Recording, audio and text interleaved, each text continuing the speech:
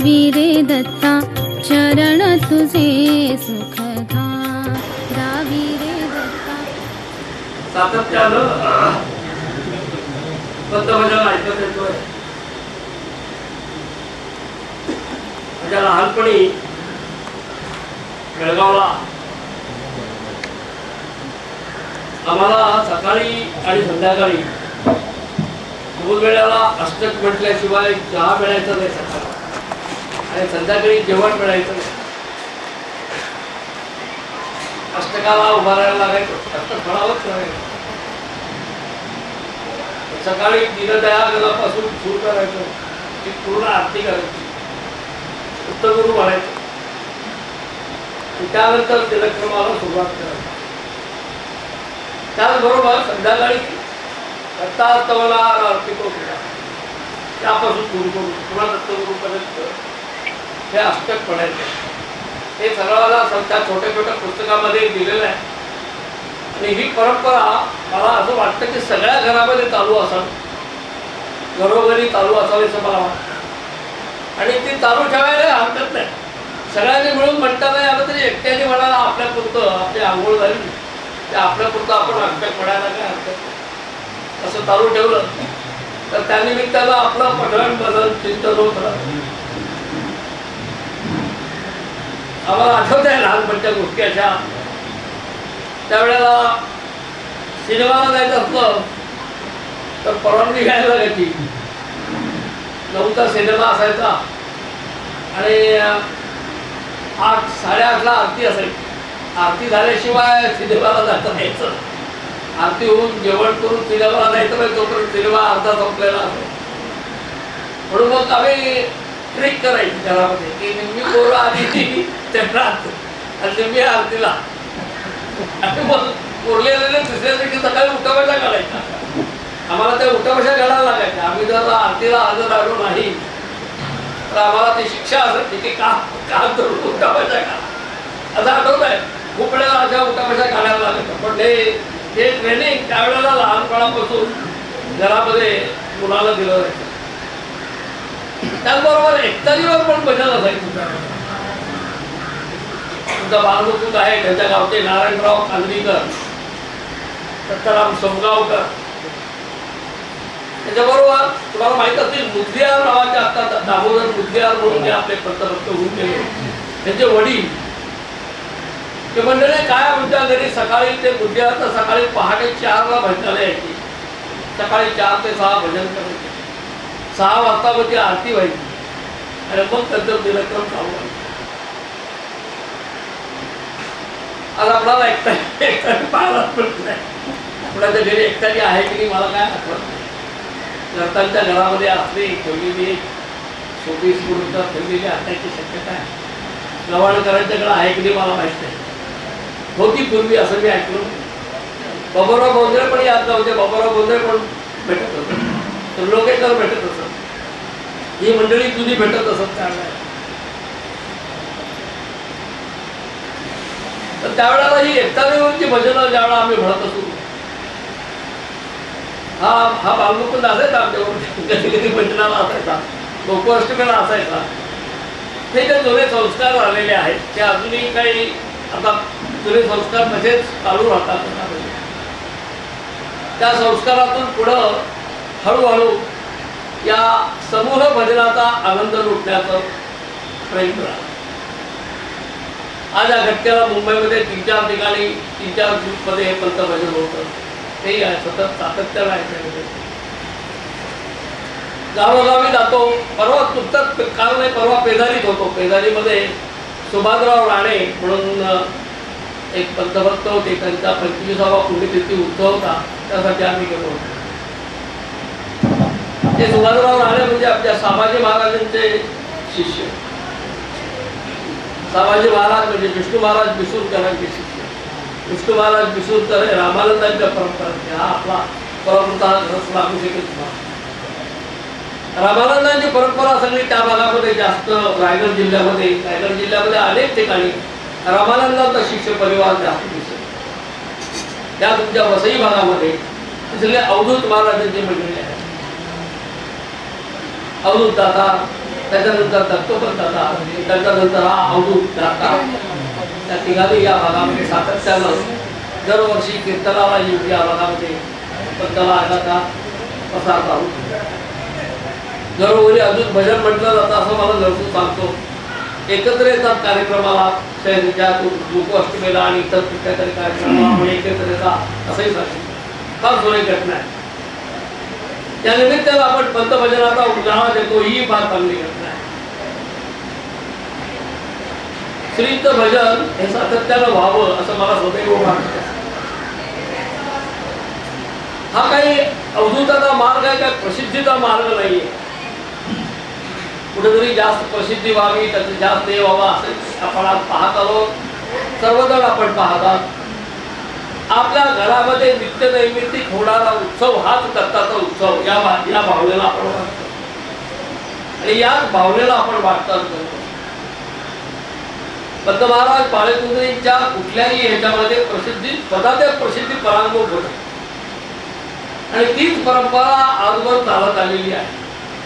प्रसिद्धी परांगमुखता हा भाग फार महत्वाचा आहे. जे काय आहे हे दत्ताचं आहे. आपलं काय आपण कोण आहोत,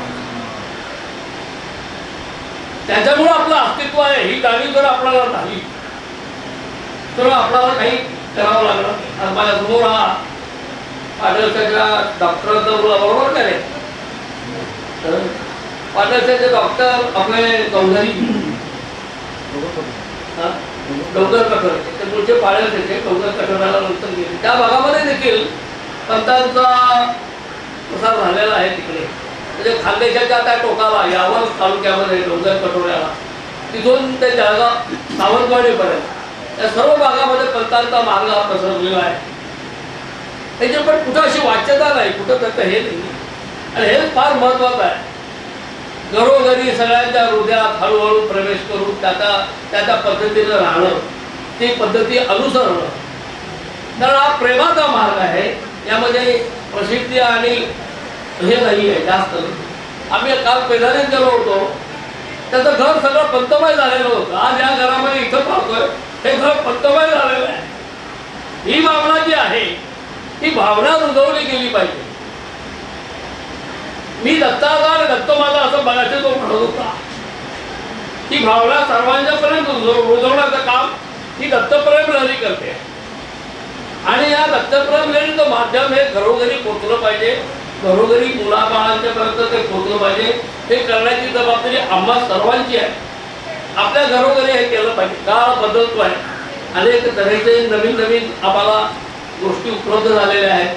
हे जरी खरं असलं तरी मूळ भूमिका मूळ पीठ सोडून उपयोग नाही असं मला वाटतं आणि त्यासाठी आपण प्रयत्नशील राहायला पाहिजे. आज आम्हाला माहित आहे की घरोघरी टीव्ही आहे, अनेक कार्यक्रम चालू असतात, अनेक गोष्टी चालू असतात. हे जरी खरं असलं तरी यातून देखील आपल्या मुलाबाळांच्यावर श्रींच्या ह्याचा संस्कार होणं ही फार गरजेची बाब आहे असं मला वाटतं. आमचा श्रीनिवास कुलकर्णी जो तो समोर बसला आहे त्याचा मला कौतुक वाटतं. संपूर्ण घराणा पंतांचा नातूच करतो, जसा मी नातू तसाही नातूच आहे. श्री घराणा पंतम आहे, पण कशी मंडळी सगळी दूर असतात, कुठं कुठं वेगवेगळ्या ठिकाणी असतात, घरोघरी छोटं छोटं चालू असतं. पण याला जास्त पंत मार्गाचं अट्रॅक्शन वाटलं, त्याला या वाटलं की आणखी आपण यात समावेश व्हावा आणि तो यामध्ये आता रममाण होत चाललेला आहे. अशी अनेक मंडळी आहेत पंतमार्गातली की जी आपल्या पुरती झाकून राहिलेली आहेत, बाहेर येऊन पाहत नाही. असं होऊन चालणार नाही. सर्वांनी एकत्र यायला पाहिजे, एकत्र बसलं उठलं पाहिजे. तुमच्या वाडवडिलांनी तुमच्या घरामध्ये पंतमार्ग रुजवला आहे, तो तसाच चालू राहायला पाहिजे. तो वर काढून ठेवून उपयोग नाही. पंतांचा फोटो काही ठिकाणी वर काढून ठेवलेला असं मी आहे, काही ठिकाणी पाहिलेला आहे, असं नाही होऊन चालणार. जिथे जिथं पंतांनी अनुग्रह दिलेला आहे, तिथे जिथं पंतांनी हा मार्ग रुजवलेला आहे, त्याचा घरोघरी त्या ह्याच्यामध्ये हा मार्ग चाललाच पाहिजे हे पाहणं आम्हा सर्वांचं कर्तव्य आहे. त्या ठिकाणी काय झालेलं असतं, काही परिस्थितीमुळं, काही घडलेल्या घटनांच्यामुळे माणूस थोडासा दूर गेलेला असतो, पुन्हा परतून येतो. असे मी कितीतरी लोक बघितले. आता चिखोरण्याचा कुलकर्णी म्हणून होता, आता त्यांना 2 वर्षापूर्वी वागले. माणूस असा वैतागून निघून गेलेला होता. पुन्हा तो व्यवस्थित मार्गाला लागला. त्याची मुलं बाळ आता चांगली इंजिनियर झालेली आहेत, चांगल्या ठिकाणी मुलगी पडलेली आहे, सगळी मंडळी पुन्हा पंत मार्गाला लागलेली आहे. हे आपण पाहायला पाहिजे की आपले अवधूत मार्गी म्हणून आपलं एक कर्तव्य आहे. आपल्या भागातली किती मंडळी अवधूत मार्गी आहेत. देवीदास लक्षात घे मी बोलतोय ते, हे लक्षात येताना मी काय बोलतो ते, आपल्या भागामध्ये किती मंडळी अवधूत मार्गी आहेत याची जाणीव तुम्हाला असली पाहिजे. किती मंडळी येतात, किती मंडळी येत नाहीत, मुळात आपल्या घरामध्ये किती मंडळी आहेत, किती मंडळीला पंथांचं हे आहे ह्याचाही तपास करायचा. हे सातत्यानं करत राहिलं. का नाही येत बाबा, कशातरी येत नाही, चल एकदा बाळेपुरीला त्याला घेऊन जायला पाहिजे, त्याला ओढ लावली पाहिजे, त्याच्या मनामध्ये जास्त रुजवलं गेलं पाहिजे. कारण हे आपल्या बापजात्याकडून आपल्याकडे आलेलं आहे. तुला तर सीतारामाच्याकडून तुमच्या घरामध्ये आलेलं आहे, तुझ्या आईकडून तुझ्याकडे आलेलं आहे. अशी कितीतरी मंडळी आहेत की ज्यांनी ही परंपरा अनेक ठिकाणी रुजवलेली आहे. आणि ही सर्वांच्यापर्यंत पोहोचवण्याची, सर्वांना याच्यात घेऊन जाण्याची जबाबदारी आम्हा सर्वांची आहे. आपल्या सर्व मुलाबाळांच्यावर, नातवंडांच्यावर या मार्गाचा अनुग्रह सार्थ झालाच पाहिजे. ही जबाबदारी आपली आहे. ही जबाबदारी आपण पार पाडली. झाले नसतील तर करून घ्यायला पाहिजे.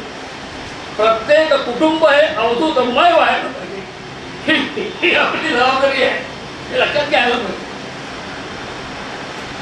अरे एवढं मोठं दान बंधारा आपल्याला दिलेलं आहे, एवढं मोठं आपल्या ह्याच्यामध्ये घातलेलं आहे. का नाही करायचं? आणि तो काय मागतो? काही नाही, फक्त प्रेम मागतो. त्याचं काही मागणं नाही तुमच्याकडे. तो काही मागत नाही. उलट सांगतो मी तुझ्या मागं उभा राहतो, तू काही काळजी करू नको, इतकंही तो सांगतो. एवढं असताना आपण मग काय करायचं? हे म्हणून माझ्या आपला सर्व गुरु बंधूंना विनंती आहे की ज्या ज्या घरामध्ये ही परंपरा खंडित झाली असेल, ज्या भागामध्ये हा भाग ही परंपरा खंडित झाली असेल, त्याने त्याचा पुनर्विचार करावा. जवळपासच्या गुरुबंधूंच्या भेटीगाठी घ्याव्या, बाळेपुजरला यावं. मला आता हल्ली बरं वाटते, नसूची खूप मंडळी यायला लागलेली आहेत. बरीच मंडळी दरवर्षी बाळेपुजरला येतात, भेटतात, करतात, त्यानिमित्तानं ओळखी होतात. त्याचं ओळखी व्हायच्या कशा? ओळखी व्हायला पाहिजे, दत्त समजायला पाहिजे, आपल्या भक्तात मिसळलं पाहिजे.